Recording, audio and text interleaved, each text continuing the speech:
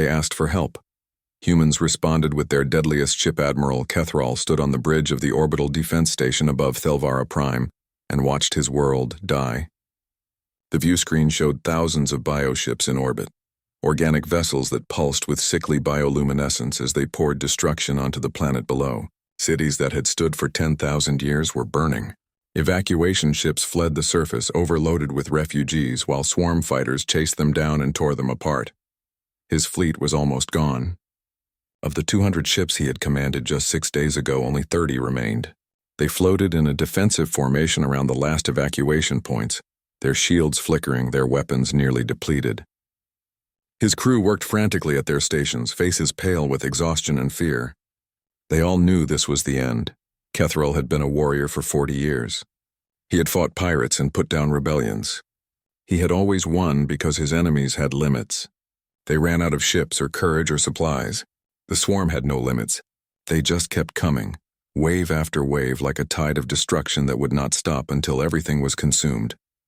"Sir, another evacuation transport is down," his tactical officer reported, voice hollow. 3,000 souls aboard. No survivors. Kethrall closed his eyes briefly. 3,000 more deaths to add to the billions already lost. He had failed. They had all failed. The humans had said they were sending help, but that had been 6 days ago. One ship, they said. What could one ship do against this nightmare? His communications officer suddenly sat up straight.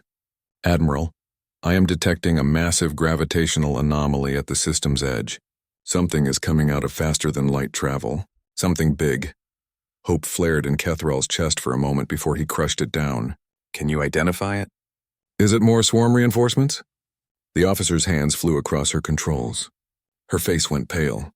"Sir, the sensor readings do not match any known swarm configuration. The mass readings are... Admiral, nothing should be that large and still be mobile. My equipment must be malfunctioning." On the main view screen, space itself seemed to tear open. A wound of blue-white light appeared at the edge of the system, growing larger and larger. Through it, something emerged. Something so massive that at first Kethrall's mind refused to accept what his eyes were seeing. The ship was 5 kilometers long from bow to stern. Its hull was a dark gray that seemed to absorb light rather than reflect it. Every centimeter of its surface was covered in weapons. Massive cannon batteries, missile tubes, point defense turrets, and systems that Kethrall could not even identify. The ship was not designed to travel through space. It was designed to own it, to dominate it, to kill anything that challenged it. Scars covered the hull, deep gouges that had been repaired with fresh armor plating, burn marks from weapons impacts. This was not some parade ship kept safe in dock. This was a vessel that had seen war and survived. On the bow, visible even from this distance, was an emblem showing a blue planet wrapped in branches that held arrows. Earth. The swarm detected the newcomer immediately. Bioships began breaking away from the planet, reorienting toward the new arrival. Hundreds of them, then thousands, forming a swarm that would overwhelm any normal vessel through sheer numbers. A communication channel opened. The view screen split to show a human woman sitting in what could only be described as a throne. She was middle-aged, her face sharp and intelligent, her eyes cold and calculating. Her uniform was immaculate, decorated with medals and insignia that Kethrall did not recognize. Behind her, dozens of crew members worked at their stations in perfect coordination. "This is Fleet Admiral Sun He of the United Earth Dreadnought Indomitable," the woman said. Her voice was calm, almost casual, as if she was not staring at thousands of enemy warships. "We received your distress call. Transmit all enemy position data and move your remaining forces to a safe distance. We are engaging the swarm." Kethrall found his voice. "Admiral Sun He, there are over 3,000 swarm vessels in this system. You are one ship. You should..." "Admiral Kethrall, I have been fighting wars since before you joined your military," Sun He interrupted, her tone still pleasant but carrying absolute authority. "I know exactly what I am doing. Now please transmit those coordinates and get your people clear. This is going to get loud." A man appeared on screen beside Sun He, broad-shouldered and calm. "This is Captain Tae Young, Executive Officer. All weapons systems are charged and ready. Point defense grid is active. Hull integrity at 100%. Awaiting your orders, Admiral." Sun He leaned back in her throne, a cold smile touching her lips. "It has been 3 years since the Indomitable last saw combat. I think she has been patient long enough. All batteries, you are weapons free. Show the swarm what humanity builds. The swarm reached the Indomitable in a massive wave, thousands of bioships converging from all directions. They fired their organic weapons, launching acid projectiles and bioplasma that had melted through Velkari's shields like they were paper.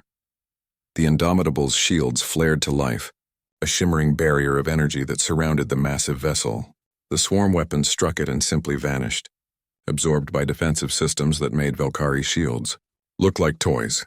Then the Indomitable fired back. Now the main lance batteries activated with a sound that Kethral felt in his bones even through the vacuum of space. Massive beams of concentrated energy lanced out from the dreadnought, each one burning brighter than a sun. The first beam struck a swarm bioship dead center. For a fraction of a second, the organic armor glowed white-hot. Then the ship simply vaporized, converted from matter to energy in an instant. No explosion, no debris. It was just gone. The second beam fired. Another bioship ceased to exist. Then the third. The fourth. The fifth. The Indomitable had 12 main lance batteries. They fired in a steady rhythm, and with each shot, a swarm vessel died. All lances firing at optimal efficiency, reported a young officer on Sun He's bridge, a woman with cybernetic implants visible at her temples. Target acquisition is clean. No misses so far. The swarm tried to adapt. They launched their fighter organisms, living creatures the size of small ships that could maneuver impossibly fast. Tens of thousands of them swarmed toward the Indomitable, filling the space around it with teeth and claws and acid. The point defense grid activated. Hundreds of automated turrets emerged from the Indomitable's hull, tracking targets with mechanical precision. They fired continuously, filling the void with streams of tracer fire. Every shot hit, every hit killed. The fighters died by the hundreds, then thousands, then tens of thousands. They came in an endless wave and were met by an endless storm of fire. Not a single fighter organism reached the Indomitable's hull. Point defense grid operating at 70% capacity, Tae-Young reported. More than sufficient for current threat level. Kethral watched in stunned silence. His fleet had lost dozens of ships to those fighter organisms. The Indomitable was killing them like insects and did not even seem to be trying very hard. The swarm bioships attempted to flank the human dreadnought, moving in coordinated groups to attack from multiple angles. The tactical officer, the young woman with the implants, calmly adjusted her controls. "Enemy attempting flanking maneuver," she said, her voice as calm as if she was reporting the weather. "Adjusting firing solutions. Launching missile spread." Panels opened along the Indomitable's sides. Missiles launched, dozens at first, then hundreds. But these were not normal missiles. As Kethral watched through his sensors, each warhead reached its target and detonated in a way that should not be possible. Space itself buckled and twisted. Micro black holes formed, lasting only seconds but long enough to pull everything nearby inside out. Bioships that had survived lance strikes and point defense fire were crushed into nothingness by gravitational forces that warped reality. Quantum compression warheads functioning normally, Tae-Young reported. Target saturation is good. Sun He watched the battle with calm attention, occasionally giving quiet orders to adjust formation or redirect fire. Her crew moved like parts of a single machine, anticipating needs before they were spoken. This was not a crew that had been recently assembled. These were veterans who had trained together for years, maybe decades. The swarm, for perhaps the first time in their existence, began to retreat. The bioships pulled back from the planet, from the Indomitable, trying to regroup and jump to faster-than-light speeds to escape. Sun He leaned forward in her throne. "Helm pursuit course. Do not let them leave. Engineering, charge the main cannon." Tae-Young looked up sharply. "Admiral, the main cannon has not been fired since the Outer Rim War. Are you certain?" "These creatures came here to commit genocide," Sun He said, her voice hard as steel. "They need to learn that humanity does not tolerate genocide. Charge the main cannon." Deep in the Indomitable's core, systems that had been dormant for years came to life. The main spinal cannon, a weapon that ran through the entire length of the 5-kilometer ship, began drawing power. All 6 of the dreadnought's fusion reactors fed energy into it.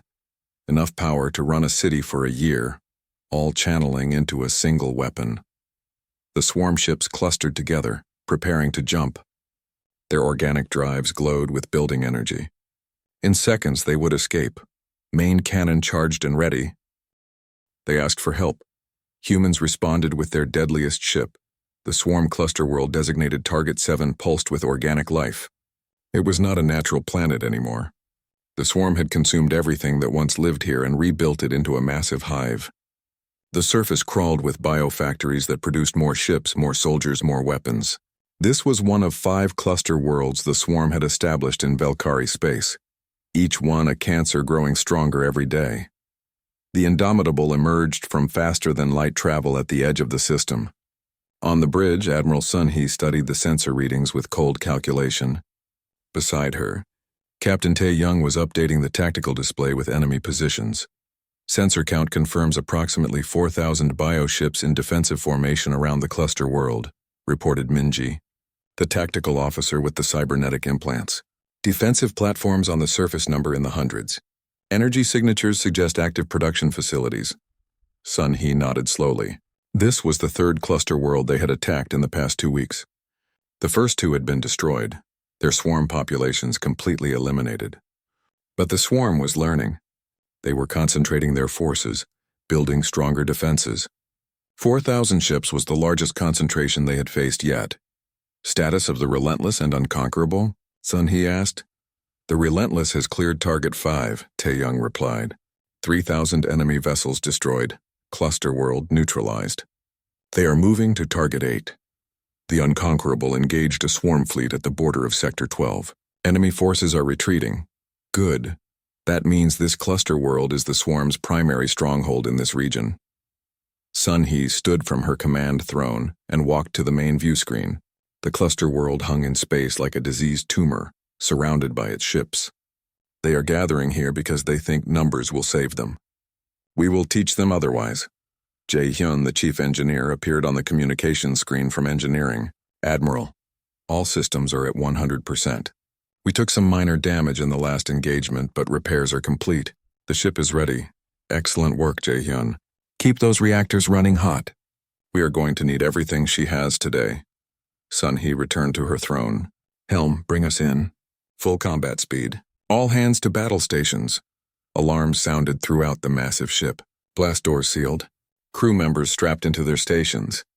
Weapon systems powered up with a hum that resonated through the hull. The Indomitable accelerated toward the cluster world like an arrow aimed at a target. The swarm detected them immediately. The bioships began moving, forming a wall of organic matter between the Indomitable and their precious hive world. But they did not attack, not yet. They waited, and that told Sun-hee something important. They are afraid, she observed. They have seen what we can do. They know they cannot win. Then why not retreat? Asked a young officer at one of the auxiliary stations. Because this is their home now, Tae-young answered. They have invested too much to abandon it. They will fight because they have no choice.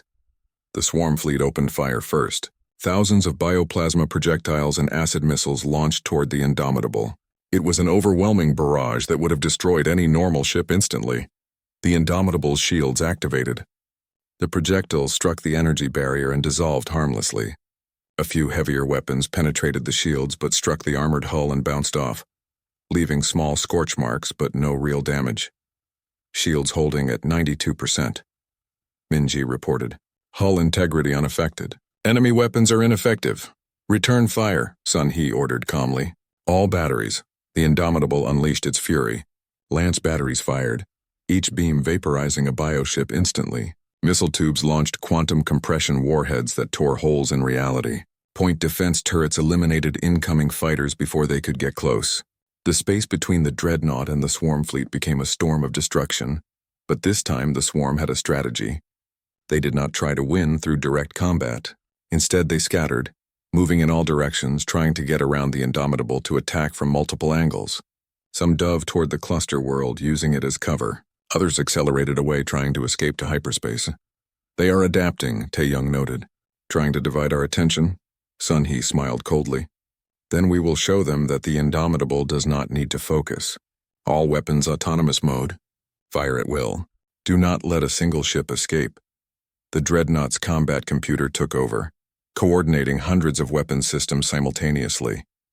The ship rotated slowly, bringing different weapon batteries to bear on different targets. Lance fire struck swarm ships trying to flee. Missiles hunted down those attempting to hide behind the planet. Point defense eliminated anything that came close. It was not a battle. It was an extermination. On the surface of the cluster world, the swarm's biofactories went into overdrive, trying to produce reinforcements. New ships began launching from organic ports, joining the fight while still partially formed. Surface targets are active, Minji reported. They are attempting to launch additional vessels. Target the cluster world directly, Sun He ordered. Prepare orbital bombardment. Maximum yield. Jae-hyun's voice came over the communications channel, excited despite the situation. Admiral, if I redirect power from the secondary shields, I can give you a 20% increase in Lance battery output. We could crack that planet in half. Do it, Sun He confirmed. All ships in firing position for orbital strike. The Indomitable adjusted its position, angling so that all its main weapons faced the cluster world. The swarm ships, realizing what was about to happen, threw themselves at the human dreadnought in a desperate suicide attack. Hundreds of bioships rammed themselves against the shields, trying to overload them through sheer mass. The shields held. The ships died. All batteries charged and ready, Tae-young reported. Target lock acquired. We are ready for orbital bombardment. Sun He paused for just a moment. What they were about to do would destroy an entire world. Yes, it was a world the swarm had corrupted and made into a hive. Yes, it needed to be destroyed to stop the swarm from using it as a base. But still, destroying a planet was not something to be done lightly. Fire, she ordered. Every Lance battery on the Indomitable fired simultaneously. 12 beams of concentrated energy struck the cluster world at different points. The planet's organic crust glowed white-hot, then began to crack. Massive fissures opened, venting superheated gas and molten material into space. The biofactories exploded, their organic components unable to withstand the heat. The bombardment continued for 10 minutes. When it stopped, the cluster world was dead. Its surface was a molten wasteland. Nothing lived there anymore. Nothing could live there anymore. The remaining swarm ships, seeing their home world destroyed, finally broke. They scattered in all directions, fleeing in pure panic. The Indomitable pursued them methodically, hunting down each one. The battle lasted another 3 hours. When it was over, not a single swarm vessel remained. Sun He sat in her command throne, looking at the destruction displayed on the view screen. Thousands of destroyed ships, one dead planet. It was necessary, but that did not make it easy. Admiral, Tae-young said quietly, we are receiving a communication from the Velkari fleet. Admiral Kethral is asking for a status update. Sun He activated the communication channel. Kethral's face appeared, hopeful and worried at the same time. Admiral Sun He, we detected massive energy discharges from your location. What is your status? Cluster World Target 7 has been neutralized, Sun He reported. All swarm vessels in this system have been destroyed. We are preparing to move to the next target. Kethral closed his eyes in relief. Thank the ancestors. That cluster world has been a nightmare for us. We lost 30 ships trying to even get close to it. You do not need to worry about it anymore, Sun He said, or any of the other cluster worlds. The relentless and unconquerable are eliminating the rest. Within 1 month, the swarm will be completely removed from Velkari space. And after that? Kethral asked. Will you hunt them to their home territory? Sun He considered the question. That depends. If they retreat and never return, we will let them go. If they continue to be a threat, we will follow them to wherever they came from and ensure they can never threaten anyone again. Humanity does not seek genocide, Admiral, but we will do what is necessary to protect innocent lives. Kethral nodded. I understand. And Admiral, thank you. Not just for saving us, but for teaching us what it means to be strong. We will not forget these lessons. After the communication ended, Sun He stood and stretched. They had been in combat for 6 hours. Her crew was tired but professional, already running diagnostics and preparing for the next engagement. Jae-hyun, how is the ship? She asked. The engineer's cheerful face appeared on screen. A few burned-out relays, some minor hull scoring, one missile tube that needs maintenance. Nothing serious. Give me 12 hours and we will be at 100% again. You have 6 hours, Sun He said with a slight smile. We move to the next target at dawn. Jae-hyun laughed. Dawn on which planet, Admiral? We are in space. Dawn on Thelvara Prime, Sun He replied. They asked for help. Humans responded with their deadliest ship. 3 months had passed since the Indomitable first arrived in Velkari space. The war was over. The swarm had been completely eliminated from Velkari territory. 5 cluster worlds destroyed, 7,000 bioships reduced to debris. The remaining swarm forces had fled beyond the galactic rim, back to wherever they had come from. Human scouts reported that the swarm was gone, driven away by losses they could not replace. But the war's end was just the beginning of something new. Ambassador Young-suk stood in the Galactic Council chamber on the massive space station that served as the center of interspecies diplomacy. She wore formal diplomatic robes, elegant and professional, but her expression was carefully neutral. The chamber was filled with representatives from dozens of species, all of them staring at her with expressions ranging from respect to fear to barely concealed hostility. The news of humanity's hidden fleet had spread across the galaxy like a virus. Every species now knew that humans possessed weapons far beyond what they had previously shown. Planet killer-class dreadnoughts, ships that could crack worlds and eliminate entire fleets. The humans, who had been dismissed as minor players in galactic politics, were suddenly the most feared military power in known space. The council speaker, a tall crystalline being from a species that valued logic above all else, addressed Young-suk directly. Ambassador, this council demands answers. For 70 years, humanity has participated in galactic affairs while hiding weapons of unimaginable destructive power. Why were we not informed? What other secrets are you keeping? How can we trust you? Young-suk stood calmly, her hands folded in front of her. She had prepared for this moment. Honored council members, humanity has never lied to you. We have never claimed to be weak or helpless. You made assumptions about us based on what you saw. You saw our cargo ships and thought we were traitors. You saw our science vessels and thought we were explorers. You saw our diplomatic missions and thought we were peaceful. She paused, letting her words sink in. All of those things are true. We are traitors. We are explorers. We are peaceful. But we are also prepared. We learned long ago that being peaceful does not mean being defenseless. The galaxy is dangerous, and we chose to be ready for that danger. A representative from the Karathi Federation, a species known for aggressive expansion, stood up. You speak of being prepared, but you have weapons that can destroy planets. How do we know you will not use them against us? Young-suk met his gaze steadily. How do you know? Because we already could have. The Indomitable has been in service for 20 years. The Relentless and Unconquerable for 15. We have had 3 planet-killer dreadnoughts for decades, and we have never used them for conquest. We have never used them for intimidation. We kept them hidden, because we did not want to frighten our neighbors. Until now, another representative said accusingly. Until the Velkari asked for help. Young-suk corrected firmly. Until billions of innocent people were dying and no one else would act. We revealed our strength because it was necessary to save lives, not to threaten them. The Velkari ambassador, Thelvos, stood from his seat. He looked healthier than he had 3 months ago, though sadness still lingered in his eyes for all his people had lost. If I may speak, the Velkari Confederation owes its existence to humanity. When we were dying, when the galaxy turned its back on us, humans came. They asked for nothing. They demanded nothing. They saved us because we asked for help and because it was the right thing to do. He turned to address the full council. For decades, we rejected humanity's offers of alliance. We called them warlike. We called them dangerous. We were fools. Humanity is dangerous, yes, but they are dangerous to threats, not to friends. They build weapons so terrible that they can end worlds, and then they use those weapons to save worlds instead. Another species representative, this one from a peaceful federation similar to the Velkari, spoke up nervously. But what if humanity changes? What if one day they decide to use those weapons for conquest? Who could stop them? Young-suk smiled slightly. That is a fair question. Let me answer it by telling you about humanity's philosophy. We believe in something we call mutually assured protection. Just as we have the capability to destroy, so too do we have the commitment to protect.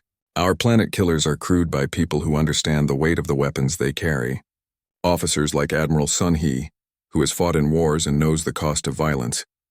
Engineers like Jae Hyun, who builds weapons but hopes never to use them. Soldiers like Captain Tae Young, who trains for war so that others might have peace. She walked to the center of the chamber, making sure every representative could see her. But if you truly fear humanity's power, I have a solution. Join us, become our allies. Species that are allied with humanity are under our protection. We will defend you as fiercely as we would defend ourselves. And in turn, you will have a voice in how we use our strength. You will be part of the decision-making process. You want us to join you so you can control us, the Karathi representative accused. No, Young Suk said firmly. We want you to join us so we can trust each other, so that you can see how we operate, how we make decisions, how we use our power responsibly. Transparency builds trust. Isolation breeds fear. The council erupted in debate. Some species argued for accepting humanity's offer. Others wanted to reject it out of fear. Still others wanted to try to build their own planet killers to match humanity's strength. The discussion went on for hours. Finally, the council speaker called for order. This council will vote on a proposal. Humanity will be offered a permanent seat on the Galactic Council with full voting rights. In exchange, humanity will agree to regular inspections of their military capabilities by council observers. All in favor? The vote was close, but it passed. Humanity had a seat on the council. After the session, Young Suk returned to her office and opened a communication channel to the Indomitable. Admiral Sun Hee appeared on the screen looking slightly amused. I watched the council session, Sun Hee said. You handled them well, though I noticed you did not mention how many planet killers we actually have. Young Suk smiled. I thought it best to keep some mystery. Let them wonder. Fear of the unknown is often more effective than fear of the known. You are a dangerous diplomat, Young Suk. I learned from the best. How is the ship? Sun Hee glanced around her bridge. The Indomitable is returning to Earth for a full refit and crew rotation. It has been a long 3 months. The crew deserves rest, and the Velkari? They are rebuilding. We left them some defensive platforms and training advisors. They will be fine. Sun Hee paused. Young Suk, do you think the galaxy will accept us now? Truly accept us? Young Suk considered the question. I think the galaxy will respect us. Whether they accept us depends on what we do next. We have shown them our strength. Now we must show them our wisdom. Weeks later on the Indomitable, Admiral Sun Hee stood in the observation deck with Captain Tae Young. The ship was in orbit around Earth, the blue planet turning slowly below them. Repair crews swarmed over the hull, performing maintenance after the long campaign. Do you ever regret building ships like this? Tae Young asked quietly. Ships designed only to kill? Sun Hee was quiet for a long moment. Every day. But then I think about the Velkari. I think about the billions of lives we saved. I think about the swarm, and how they would still be murdering innocents if we had not stopped them. And I realize that sometimes, violence is the answer. Not always. Not even often. But sometimes. The Indomitable is a weapon, she continued. But she is our weapon. We control her. We decide when and how and why she is used. That responsibility is heavy. But it is necessary. Someone has to be strong enough to stop the monsters. We chose to be that someone. Tae Young nodded. The crew wants to know if we will see action again soon. Sun Hee laughed. Tell them to enjoy their leave. The galaxy is learning that humanity is not to be trifled with. That lesson will take time to sink in. We may have years of peace ahead of us. And if we do not, then the Indomitable will fly again, and again, and again, as many times as necessary. That is what we are for. Down on Earth in a small apartment in New Busan, Commander Hyun-woo watched news broadcasts about the Galactic Council's decision. His wife sat beside him reading reports on her tablet. You were right, she said. Sending the Indomitable was the correct call. Hyun-woo shrugged. I just followed my orders. Sun Hee and her crew did all the hard work. Still, you are the one who convinced Earth Command to commit the dreadnoughts. Some of the admirals wanted to send a smaller fleet. A smaller fleet would have been destroyed. Hyun-woo said firmly. The Velkari needed overwhelming force. They needed to see that humanity was serious about helping them. Half measures do not work against threats like the swarm. His wife looked at him thoughtfully. Do you think we will be called on again? To use the planet killers? I hope not, Hyun-woo said honestly. But we built those ships for a reason. The galaxy is full of threats. The swarm was just one of many. There will be others. Pirates who grow too bold. Empires that forget restraint. Hive minds that seek to consume. And when those threats appear, when innocents are dying and no one else will act, humanity will respond. They asked for help. Humans responded with their deadliest ship. 3 days after the battle, Admiral Kethral received permission to visit the Indomitable. He brought 5 of his senior officers with him. They took a small shuttle from the orbital station, and as they approached the massive human dreadnought, Kethral felt his breath catch in his throat. He had seen the ship in battle from a distance. Up close, it was even more terrifying. The hull stretched on forever, covered in weapon systems that could tear apart planets. Repair crews in spacesuits moved across the surface, fixing minor damage from the battle. But there was so little damage. The Indomitable had destroyed thousands of swarm ships and emerged almost untouched. Kethral's fleet had fought dozens of bioships and been nearly wiped out. The shuttle entered a hangar bay that could have held Kethral's entire flagship with room to spare. Human crew members moved with military precision, their movements efficient and purposeful. Everything gleamed with deadly purpose. There were no decorations, no art, nothing soft. This was a ship built for one purpose only: war. A human officer met them at the landing pad, a young man with lieutenant insignia. "Admiral Kethral, welcome aboard the Indomitable. Fleet Admiral Sun He is waiting for you in conference room 3. If you will follow me, please."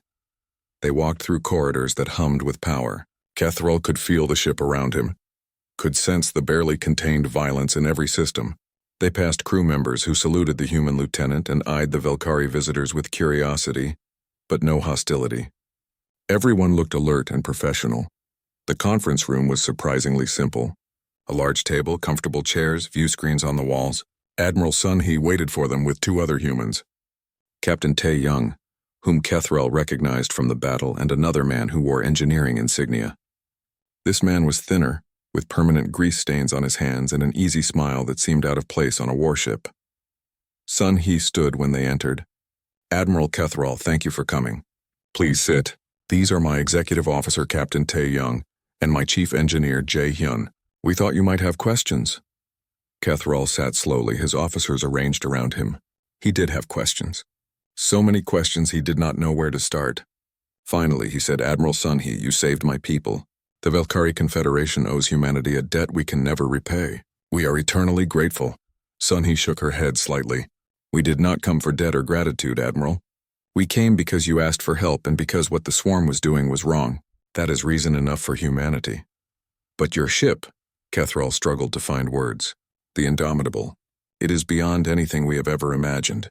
The weapons, the shields, the power systems. We have been a spacefaring species for 12,000 years. We have never built anything close to this. Why would you build such a thing? What enemy could possibly require this level of destructive power?" The room fell quiet. Tae Young and Jae Hyun exchanged glances. Sun He leaned back in her chair, considering her words carefully. "Let me tell you about humanity's history, Admiral," she began. "We have been fighting each other for as long as we have existed. Wars over land, over resources, over ideology, over religion. We have fought with sticks and stones, then swords and spears, then guns and explosives, then nuclear weapons that could sterilize our entire planet." She pulled up a holographic display showing Earth.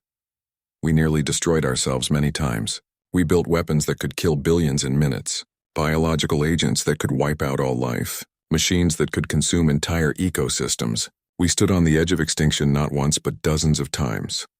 The hologram changed, showing images of devastation, ruined cities, burning forests, poisoned wastelands. Kethral felt sick looking at them. "But we learned," Sun He continued. "We unified. It took centuries and cost billions of lives, but we finally understood that we had to stop fighting ourselves. When we reached the stars, we made a choice. Never again would humanity be vulnerable. Never again would we be unable to protect ourselves or those who asked for our help." She gestured to the ship around them. "The Indomitable and her sister ships, they are not weapons of conquest. They are shields. They are promises. They are humanity saying that we will never stand by while innocents are slaughtered. Yes, they are terrifying. Yes, they can crack planets if we choose, but we built them so we would never have to make that choice out of desperation or weakness." Kethral absorbed this, his 4 eyes blinking slowly. "How many ships like the Indomitable does humanity have?" "That information is classified," Tae Young said smoothly but not unkindly. "But we have enough." One of Kethral's officers, a female tactical specialist, spoke up. "But the galaxy does not know about these ships. We have had contact with humanity for 70 years. You have shown us cargo vessels, science ships, diplomatic transports. Never anything like this. Why hide such power?" Sun He smiled slightly. "Because we prefer diplomacy, Commander. We would rather the galaxy see us as friendly traders, curious explorers, helpful neighbors.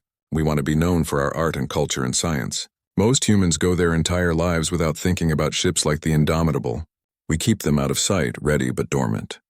But when something like the swarm appears, Tae-young added, when genocide is happening and innocents are dying, then the galaxy sees what humanity truly is. We are the species that builds planet killers and then uses them to save civilizations instead of destroying them. Jae-hyun, the engineer, leaned forward with a grin. We asked ourselves a question when we designed ships like this. What kind of vessel should we send to save an entire civilization from extinction? Turns out the same kind of ship that could end a civilization if we needed to. The difference is in how you use it. Kethral felt a chill run through him. The Velkari had dismissed humanity for decades. They had called humans too aggressive, too militaristic, too focused on weapons and war. Now he understood. Humanity was not aggressive. They were prepared.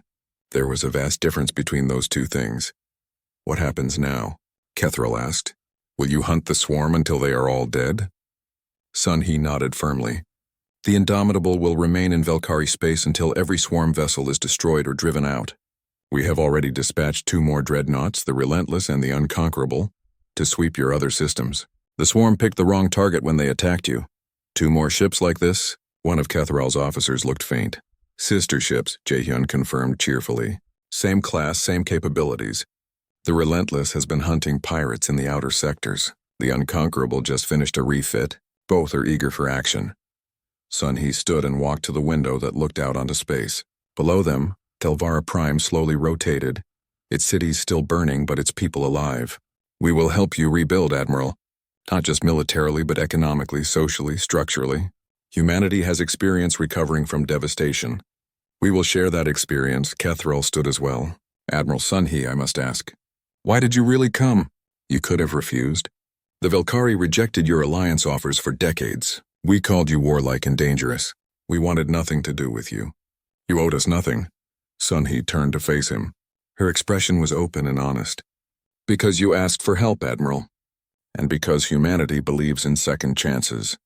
We made terrible mistakes in our past. Others gave us chances to learn and grow. Now we do the same for others. Also, Jae-hyun added with surprising gentleness, we do not hold grudges. You rejected us before because you did not understand the galaxy could be so cruel. Now you know. That knowledge cost you billions of lives. We would not add to that cost by punishing you for past mistakes. One of Kethral's officers, a young male who had lost his entire family in the swarm invasion, spoke quietly. Will you teach us? Will you show us how to build ships like this? How to defend ourselves properly? Tae-young and Sun-hee exchanged looks. Finally, Sun-hee said, we will help you build a real defense force. We will provide training, technology transfers, strategic advisors. But ships like the Indomitable? Those take more than technology. They take a philosophy. They take a willingness to look into the abyss and build weapons that can stare back. They take a culture that has nearly destroyed itself and learned from it. Tae-young added, you cannot build a planet killer unless you truly understand why you should never use it except in the most desperate circumstances. Kethral nodded slowly. I think we are beginning to understand that now. The meeting continued for another hour. They discussed logistics, coordinates for swarm concentrations, evacuation plans, reconstruction efforts. Sun-hee's officers were professional and helpful, offering assistance without condescension. As Kethral prepared to leave, he turned back to Sun-hee one last time. Admiral, may I ask what the name Indomitable means in your language?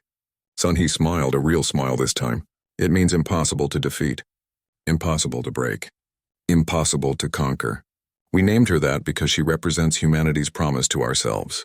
We will never be defeated again. We will never be broken again. We will never be conquered again. And now by extension, neither will our allies. Kethral and his officers returned to their shuttle. They asked for help. Humans responded with their deadliest ship. The ambassador's ship landed badly. Smoke poured from its damaged engines as it touched down on the platform at New Busan Colony.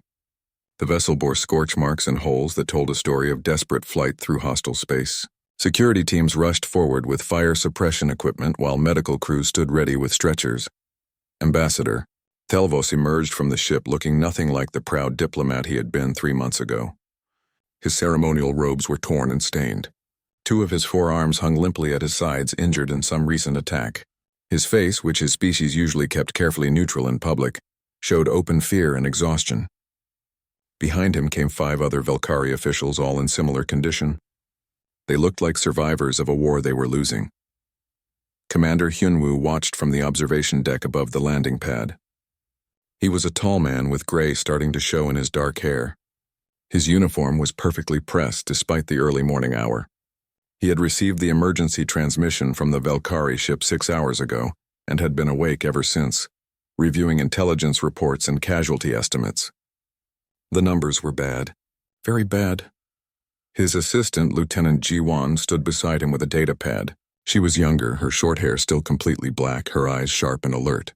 She had pulled the latest intelligence just 10 minutes ago.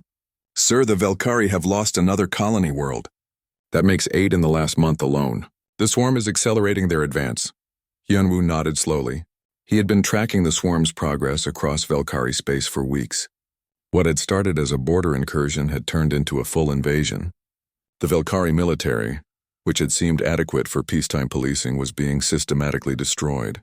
Their ships were too slow, their weapons too weak, their tactics too gentle for the kind of war they now faced. The Valkyrie had always been peaceful. They had built their confederation on principles of trade and cultural exchange. They had rejected military alliances as too aggressive, too dangerous. When humanity had first made contact with them 70 years ago and offered a mutual defense pact, the Valkyrie had politely declined. They had declined again 20 years later, and again 15 years after that. They had made it clear they thought humans were too warlike, too violent, too focused on weapons and conflict. Now they were here, begging for the help they had rejected for decades. The ambassador and his delegation were brought to a conference room. Medical staff treated their injuries while they waited. Thelvos refused pain medication. He said he needed to be completely clear-headed for what he had to say. When Hyunwoo finally entered the room, the ambassador tried to stand, but his legs nearly gave out. One of his aides caught him. Hyunwoo gestured for them all to sit. Ambassador Thelvos, we received your emergency transmission. You said the Valkyrie Confederation needs immediate military assistance. Thelvos looked at the human commander with eyes that had seen too much death. Commander, my people are dying. The swarm came from beyond the galactic rim 6 months ago. At first we thought they were just raiders. We tried to negotiate. We tried to offer them resources, territory, anything to make them stop. His voice cracked slightly. They do not negotiate. They do not stop. They consume everything. Planets, ships, people. They turn it all into more of themselves. He pulled up holographic images. Burning cities. Ships torn apart by organic weapons. Colonies reduced to dead husks. Every living thing harvested. We have lost half our territory. Billions are dead. Our military cannot stop them. We destroyed 10 of their ships and they came back with 100. We destroyed 100 and they came back with 1,000. They are endless. One of the other Valkyrie officials spoke up, a female with visible burn scars on her face. We sent requests to the Galactic Council for aid. They offered thoughts and prayers, but no ships. We contacted every species we have treaties with. They all found reasons to decline. Old alliances mean nothing when everyone is afraid. Thelvos looked directly at Hyunwoo. We know we rejected your offers of alliance. We know we called humans too aggressive, too militaristic. We were fools. We thought peace came from being harmless. We learned too late that it comes from being strong enough that others will not attack you.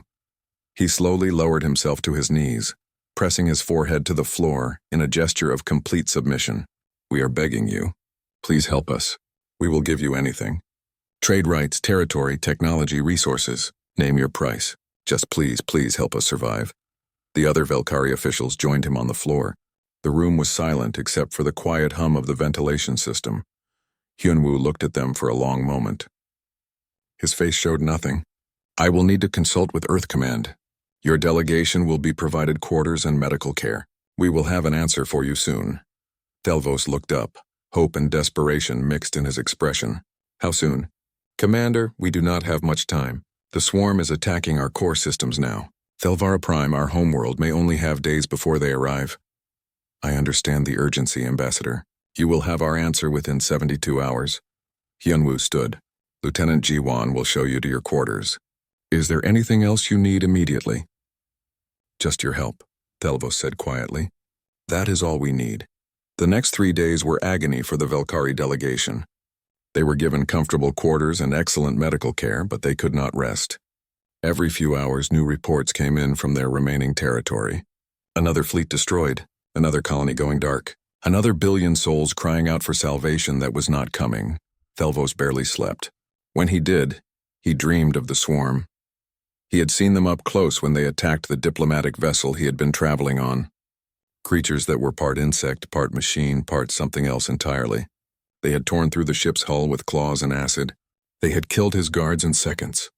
He had only survived because his pilot had managed to get the engines running and jump to faster-than-light speeds, while the creatures were still boarding. On the third day, a message arrived. Commander Hyunwoo requested the ambassador's presence in the main conference room. Thelvos rushed there, his heart's pounding. The other officials followed. They entered to find Hyunwoo standing with Ji-won and several other human officers. The commander's face was as neutral as ever. Ambassador Thelvos, I have consulted with Earth Command regarding your request for military assistance. Hyunwoo paused. Thelvos felt like he might collapse from tension. Earth has agreed to provide aid. We are sending a ship. Relief flooded through Thelvos so powerfully he nearly wept. Thank you, Commander. Thank you. How many ships will you send? When will your fleet arrive? What are your terms? Hyunwoo shook his head slightly. You misunderstand. We are not sending a fleet. We are sending one ship, the Indomitable. She will arrive at Thelvara Prime in 6 days. Thelvos stared at him in confusion. One ship? Commander, with respect, we need a fleet. The swarm has thousands of vessels. One ship, no matter how powerful, cannot possibly. The Indomitable is not an ordinary ship, Ambassador. Hyunwoo's expression remained carefully controlled. You asked for help. This is our answer. Trust that we would not send her if we did not believe she could make a difference. But what kind of ship is she? What is her classification? Her armament? The questions poured out of Thelvos in a rush. That information is classified, Ji-won said firmly. You will see her capabilities when she arrives. Hyunwoo continued. We require no payment, no territory, no concessions. When this is over, we can discuss a formal alliance if you wish. But right now the Indomitable is already en route. She will reach your homeworld before the swarm does. After the Velkari delegation left, Ji-won turned to Hyunwoo. Sir, do you really think one ship will be enough? Even the Indomitable? Hyunwoo walked to the window and looked out at the stars. The Velkari do not know what they have asked for. They think we are sending a warship. They do not understand that we are sending something much more than that. He was quiet for a moment.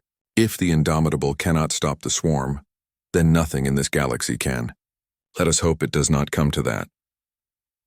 In orbit above New Busan, a communications relay pulsed with encrypted data heading toward Earth. The message was simple but carried enormous weight.